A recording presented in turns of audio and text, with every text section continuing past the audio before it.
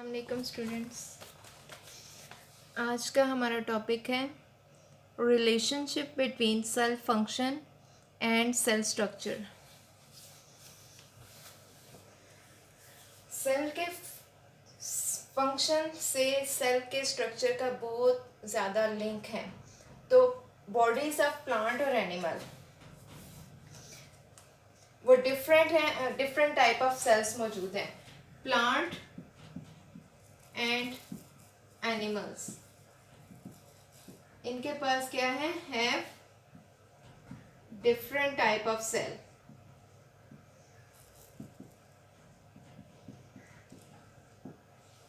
अब human body जो है, ह्यूमन बॉडी वो किससे बनी हुई है? Human body is made up of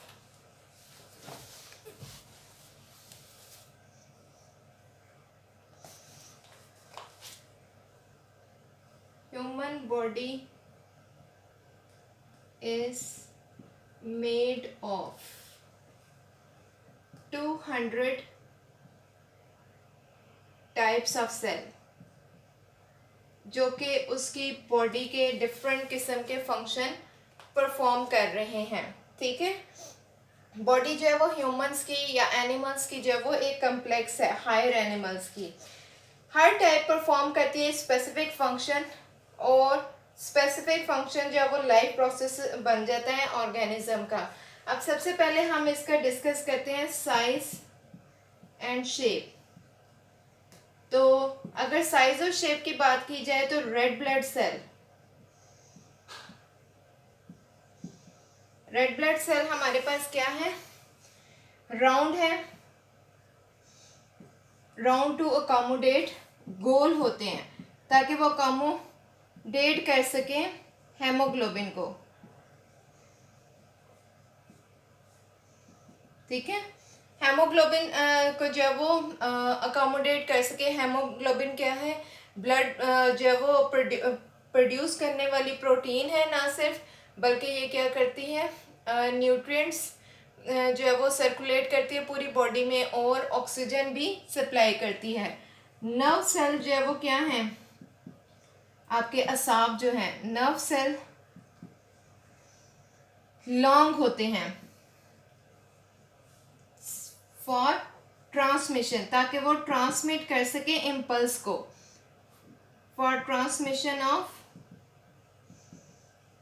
nerve impulse, कि जो दिमाग से जो पैगाम मिलता है, जो हदायत मिलती हैं बॉडी के किसी भी सेल, टिश्यू या ऑर्गन को स्पेसिफिक फंक्शन परफॉर्म करने के लिए, तो ये नर्व सेल लंबे लंबे होते हैं। ठीक है, जाइलम सेल जो है वो क्या है? जाइलम सेल जो हैं वो रूट्स ऑफ द प्लांट में मौजूद है, और इसका क्या काम होता है? ट्रांसपोर्ट करना minerals and water.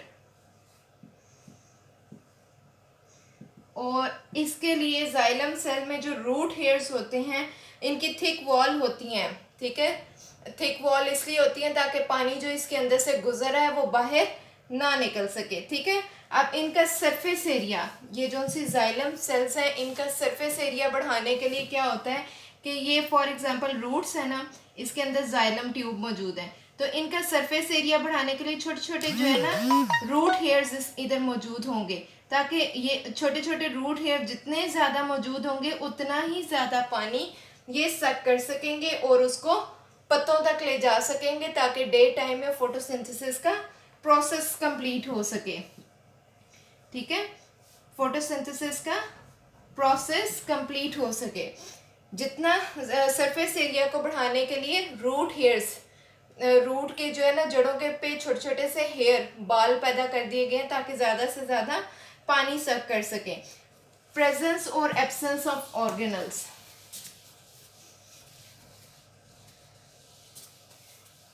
Organelles presence और एब्सेंस, ऑर्गेनल्स की मौजूदगी या गैर मौजूदगी। ठीक है, वो क्या करती है कि ये इन्वॉल्व होते हैं ये इन द सिक्रेशन, कि रतूबतें खारिज कर सकें, ठीक है। और जो है वो उसमें कौन कौन से आ जाते हैं, कम्प्लेक्स एंडोप्लाज्मिक रेटिकुलम, जिसके बारे में आप पढ़ चुके हैं, एंड गोल्जी ऑपरेटस, ठीक है। इनका क्या काम होता है कि सिक्रीशंस को सिक्रीट करना, ताकि जो न्यूट्रिएंट्स हैं बॉडी के उनको स्पेसिफिक न्यूट्रिएंट को एब्जॉर्ब करके उसके टारगेट पे लेके जाया जाए, ताकि और उसको स्टोर कर लिया जाए, यूटिलाइज भी किया जाए और स्टोर कर लिया जाए फ्यूचर यूज़ के लिए, ठीक है। इसके अलावा सेल इन्वॉल्व होते हैं फोटोसिंथेसिस में। Cells have chloroplast. क्लोरोप्लास्ट आपको पता है प्लांट में एक ग्रीन पिगमेंट है, जिसका क्या काम होता है कि सनलाइट को कैप्चर करे और उसका food in the form of glucose जो है वो प्रोड्यूस कर सके।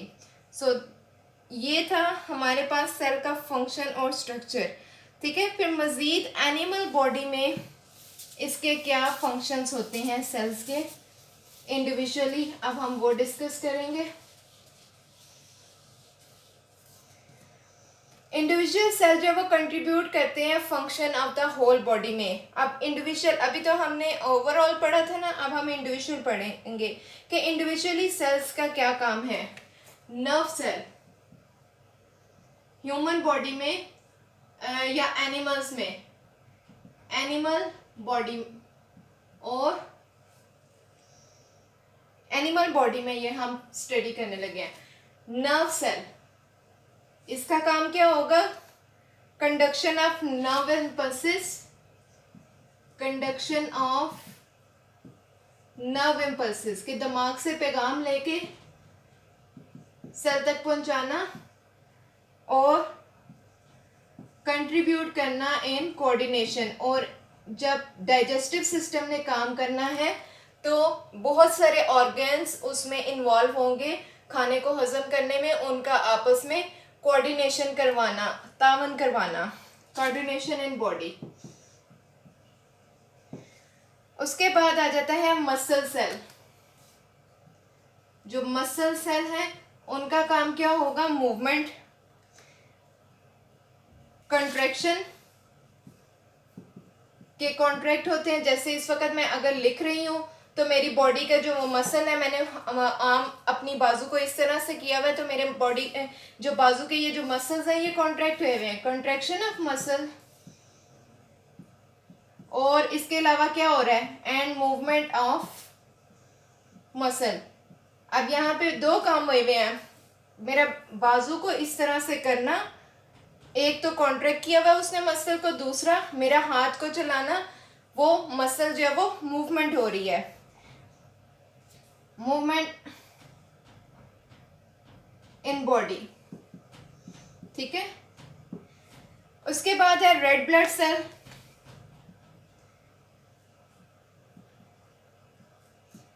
इसका काम क्या है, कैरी करना oxygen. White blood cell, WBC लिख रही हूँ, वाइट ब्लड सेल ये क्या करते हैं, किल फॉरेन एजेंट, फॉरेन यानी बाहर से आने वाले बैक्टीरिया वायरसेस, उनको मारना, किल foreign agents,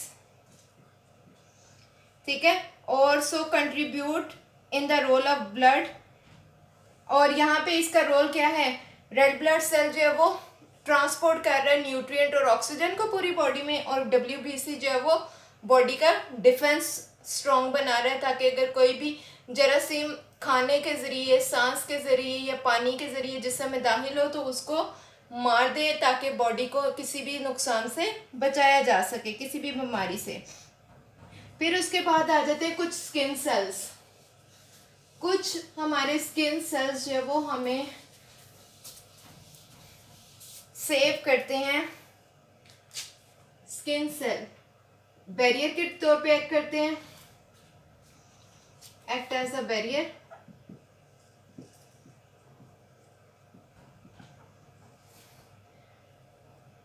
against foreign material.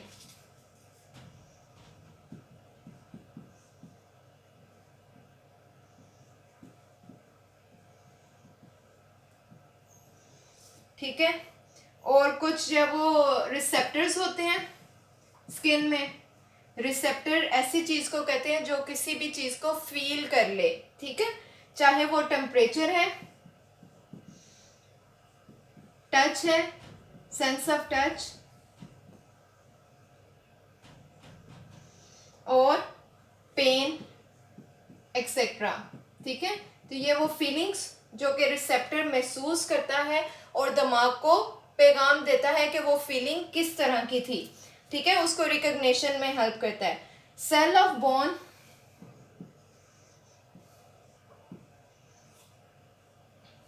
वो क्या करते हैं, डिपॉजिट करते हैं कैल्शियम को।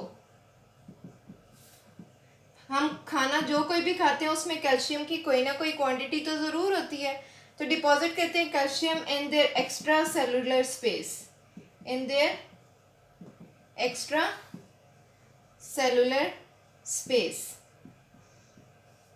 एक्स्ट्रा सेलुलर स्पेस, ताकि बॉन को जो है वो टफ बनाया जाए, सख्त किया जाए और सपोर्ट करे बॉडी को, सपोर्ट करे रोल ऑफ बोन्स को। रोल ऑफ बोन को सपोर्ट करना मतलब कि जितना आपकी बॉडी का कैल्शियम पूरा होगा अकॉर्डिंग टू आपकी बॉडी नीड, कैल्शियम आपकी बॉडी का पूरा है, आपकी बोन्स जो है वो स्ट्रांग होंगी, बोन स्ट्रांग होंगी तो आपकी मूवमेंट अच्छी होगी बॉडी की, ठीक है। तो this was all about the function of individual cell in the human body और एनिमल बॉडी। अब हम स्टडी करेंगे cell as an open system. Cell जो है वो ओपन सिस्टम के तौर पे काम करता है। वो किस तरह से कि ये सब्सटेंस इसको जो चाहिए होते हैं, substance needed by body,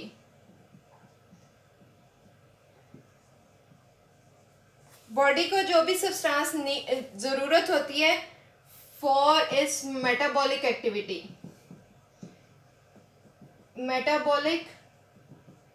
metabolic activity क्या होती है, मेटाबॉलिज्म कहते हैं खाने को हजम करना, ठीक है। मेटाबॉलिक एक्टिविटी वो कहाँ से होती है, थ्रू इट्स सेल मेम्ब्रेन। अब यहाँ पे सेल मेम्ब्रेन का नाम क्यों लिया गया, मेटाबॉलिक एक्टिविटी किस तरह से उसमें सेल मेम्ब्रेन इन्वॉल्व है। जब खाना पहुंचता है स्मॉल इंटेस्टाइन की विलाई के अंदर, ठीक है, स्मॉल इंटेस्टाइन है ना बॉडी के अंदर, फॉर एग्जांपल ये स्मॉल इंटेस्टाइन है, ठीक है, इसमें फिंगर लाइक प्रोजेक्शन इस तरह से विलाई मौजूद होती हैं। ये विलाई जो है वो इतनी बारीक झिल्ली वाली होती हैं, ठीक है, सेल मेम्ब्रेन इनकी इतनी बारीक होती है कि ये आसानी से वो जो है वो छोटे छोटे पार्टिकल्स में कन्वर्ट होया हुआ खाना जो है वो एब्जॉर्ब कर लेती हैं, ठीक है। एब्जॉर्ब करने के बाद जब खून गर्दिश में आता है लिवर के ज़रिए, ठीक है, अब ये जो विलाई फिंगर लाइक प्रोजेक्शन है, खाना कहाँ भी एब्जॉर्ब होता है, खून के अंदर, ठीक है। जब वो खून जो है वो लिवर के अंदर जाता है और लिवर से फिर खून सर्कुलेट होकर पूरी बॉडी में गर्दिश करता है, तो ये पूरी बॉडी को जो है वो एनर्जी सप्लाई करता है in the form of glucose.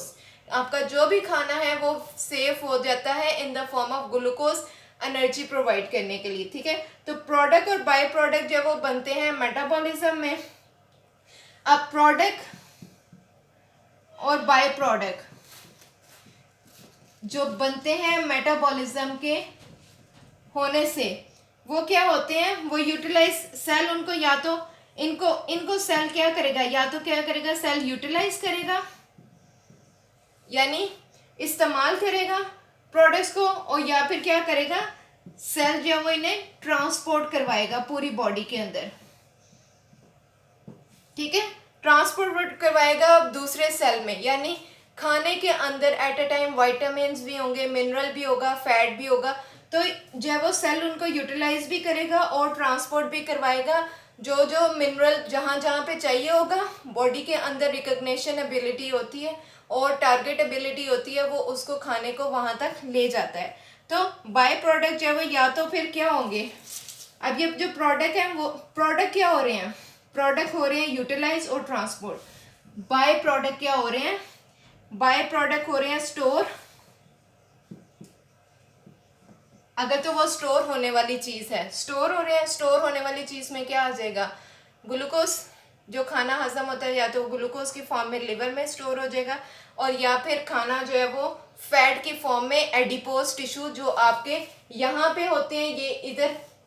इसके बाद आपकी जो थाइज होती हैं, ठीक है, थाइज के नीचे वाले पोर्शन में होते हैं, पेट के नीचे बेली बटन के नीचे साइडवेज जो एरिया होता है वहाँ पे एडिपोज टिश्यू होते हैं। तो वहाँ पे क्या होगा, बाय प्रोडक्ट जो वो स्टोर हो जाएंगे, और या फिर क्या होगा, excrete out of the cell, excrete निकल जाना as a waste product, excrete out of body, ठीक है, कि बॉडी में से सारा खाना हजम होने के बाद एंड ऑफ द डे वो क्या होता है, बॉडी से बाहर निकल जाता है। जब सारे मिनरल्स वगैरह जब भी मेटाबॉलिक एक्टिविटी होगी तो उसके रिजल्ट में जब वो वेस्ट प्रोडक्ट प्रोड्यूस होगा, वेस्ट प्रोडक्ट का हमारी बॉडी में रहना बहुत सारे नुकसान की वजह बनती है, तो वेस्ट प्रोडक्ट जब वो excrete out of the body हो जाता है। So this was all about your today's topic. अगर आपको कोई क्वेश्चन पूछना है, you can post in the comment section. Thank you.